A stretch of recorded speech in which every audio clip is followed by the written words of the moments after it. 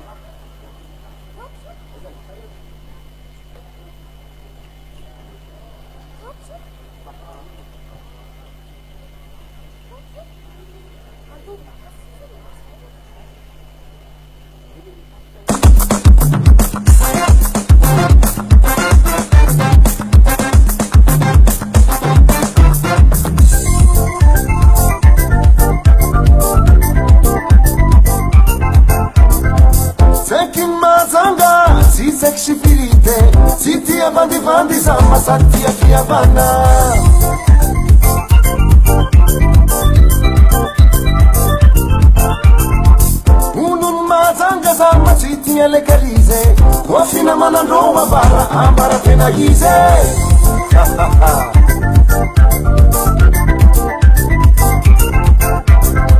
zete mise urole makatavangandokusevo sanchiengasikara vapanantsikajapizevo asala chape attention azamiaralana satria tinanao vakeo tinaka anao mataminaramose tsara mitana fefana be satria gasikara bavata be baba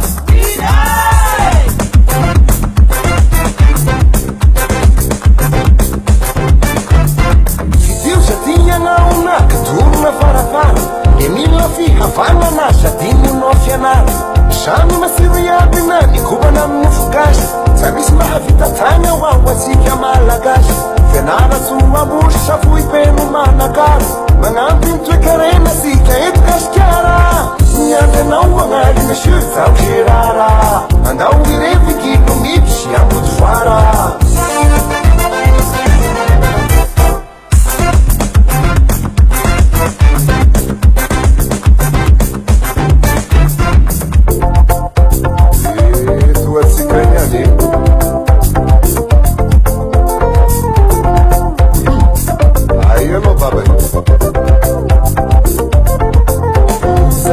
olo tsy magnavakavaka olo tsy mba miherin'olo famba tiavagna aminarô tsy tsara koa mifagnare olo mifankatia araiky fotsika fotony madagasikara amitsika jiaby